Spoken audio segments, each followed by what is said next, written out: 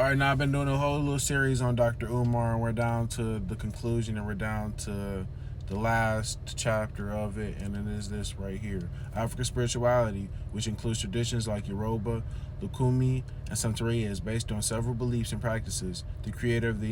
The spirit of the Creator. All things, animate and inanimate, have a part of the Creator's spirit within them. Pantheism, the Bible does not teach that. I've already explained that. Ancestors maintain a spiritual connection with their living relatives, and most ancestral spirits are good and kind. I already showed you guys that the Bible does not teach that. The spirit world. Deceased humans, animals, and important objects continue to exist in the spirit world and can interact with the physical world. I've already shown that the Bible does not teach that. Communication with the spirit world. People can communicate with those who have passed away to form a relationship that continues even after death. The Bible does not teach that, people. I've already explained that. On it, and the world believes it. That's the fact of the matter. As a cloud vanishes and is gone, so he who goes down to the grave does not return. He will never come to his house again. Job 7 verse 9 and 10.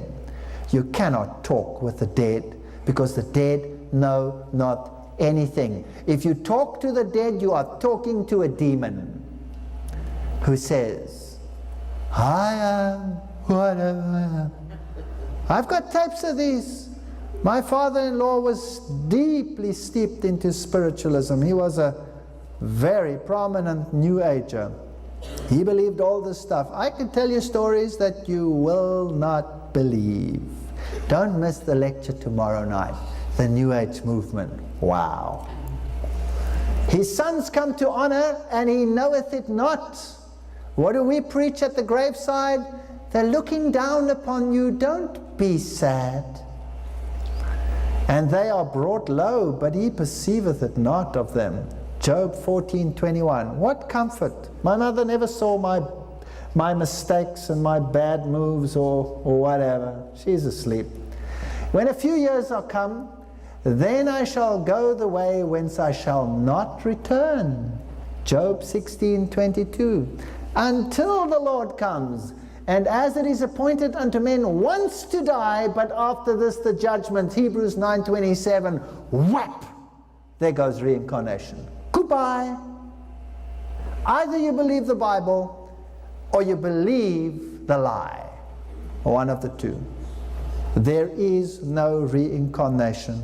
There is no cycle. There is no second chance. It's now or never. You are appointed once to die, and then there is a resurrection, and it's judgment, whether we like it or not. Dead praise not the Lord, neither any that go down into silence. Psalms 115:17. So when you die, people say, that person is now in heaven, in the presence of God, praising God. No, not so. Psalms 115:17 says, the dead praise not the Lord, neither any that go down into silence. There's nothing down there, nothing, just silence.